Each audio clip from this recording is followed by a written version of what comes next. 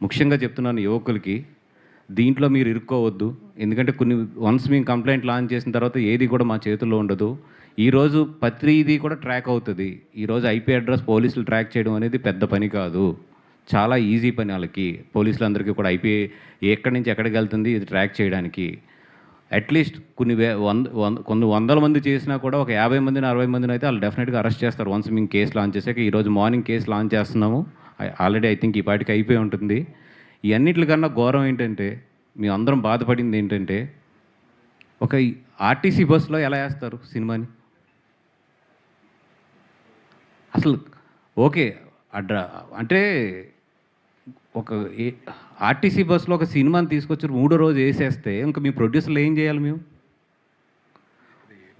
ఏపీఎస్ఆర్టీసీలో నేను పొద్దున్న ఆయనకి ట్వీట్ చేశాను వాళ్ళకి. వాళ్ళ చైర్మన్ గారికి కూడా నేను డైరెక్ట్‌గా పెట్టి ట్వీట్ చేశాను.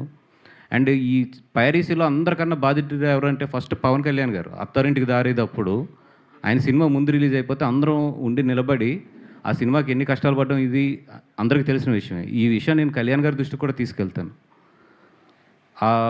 వే2 న్యూస్‌లో పొద్దున్నొచ్చింది మాకు. ఆ మొత్తం వాళ్ళ దగ్గర వీడియో కూడా ఉన్నట్టుంది. వాళ్ళు వీడియో పెట్టకుండా ఓన్లీ స్క్రీన్‌షాట్ పెట్టి వాళ్ళు మొత్తం న్యూస్ రాశారు. వాళ్ళు ఆ సర్వీస్ నెంబర్‌తో సహా రాశారు మొత్తం.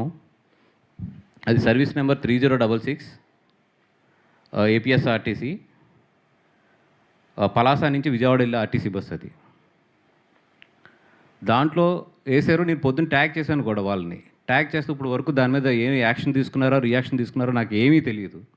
ఇప్పుడు ఈవెన్ విజయవాడలో ఉన్న వాళ్ళని వెళ్ళి అక్కడ ఏపీఎస్ఆర్టీసీ మెయిన్ ఏదైతే కార్యాలయం ఉందో అక్కడికి వెళ్ళి కూడా కంప్లైంట్ లాంచ్ చేయమని, at the same time police స్టేషన్లో కూడా క్రిమినల్ కేసు లాంచ్ చేయమని చెప్పాము. ఈ విషయాన్ని నేను ఇప్పుడు కళ్యాణ్ గారి దగ్గరికి దృష్టిలోకి తీసుకెళ్తాను కూడా ట్రై చేస్తున్నాను కమ్యూనికేట్ చేసుకోవడానికి. అదేవిధంగా మా దుర్గేష్ గారు ఎవరైతే సినిమాటోగ్రఫీ మినిస్టర్ ఉన్నారో ఆయన కూడా ట్రై చేస్తున్నాను నేను. ఈ విషయం మాత్రం చాలా సీరియస్గానే తీసుకుంటాం.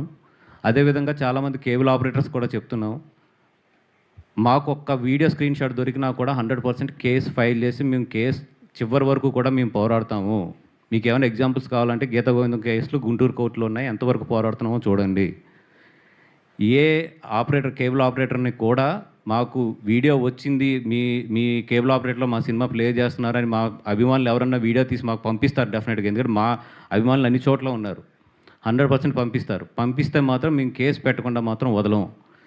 ఒకటే నేను మన అక్కినేని అభిమానులకు కానీ, సినిమా అభిమానులకు కానీ, మమ్మల్ని ఆదరించే అభిమానులందరికీ నేను చేసే రిక్వెస్ట్ ఒకటే ఏంటంటే, ఎవరైనా సరే ఈ సినిమాని కేబుల్లో ప్లే చేస్తున్నా లేదా పబ్లిక్ ప్లేసుల్లో ప్లే చేస్తున్నా, లేదు ఇట్లాగా డౌన్లోడ్ చేసి ఇట్లాగా ఇల్లీగల్గా ప్లే చేస్తున్నా కూడా, లేదా గ్రూప్స్లో ఎక్కడన్నా షేర్ చేస్తున్నా కూడా, మీరు జస్ట్ వీడియో తీసి ఆ వీడియోని ఈ నెంబర్కి పంపించండి. 9573225069. మీరు చేయవలసింది ఒకటే, అభిమానులందరూ చేయవలసింది ఏంటంటే, ఎవరన్నా దీన్ని గ్రూప్స్లో ఎక్కడన్నా షేర్ చేస్తుంటే కనుక మీరు ఒక వీడియో తీయండి. ఆ గ్రూప్ని తీసి ఆ అడ్మిన్ నెంబరు కనిపించేటట్లు అడ్మిన్ స్క్రీన్కి వెళ్ళి స్క్రీన్‌షాట్ కాకుండా వీడియో తీసి పంపించండి. అది పంపిస్తే ఒక్క సాక్ష్యం చాలు మేము కేసు ఫైల్ చేయడానికి. 100% నేను ఫైట్ చేస్తాను ఈ విషయం మీద. దాంట్లో డౌట్ అయితే లేదు. నాకు కావాల్సింది ఏంటంటే ప్రాపర్ సాక్ష్యం అంతే. ఆ సాక్ష్యం ఉంటే నాకు తెలుసు ఇండియాలో కోర్ట్స్ లేట్ అయినా కూడా జస్టిస్ అనేది వస్తుంది అనేది.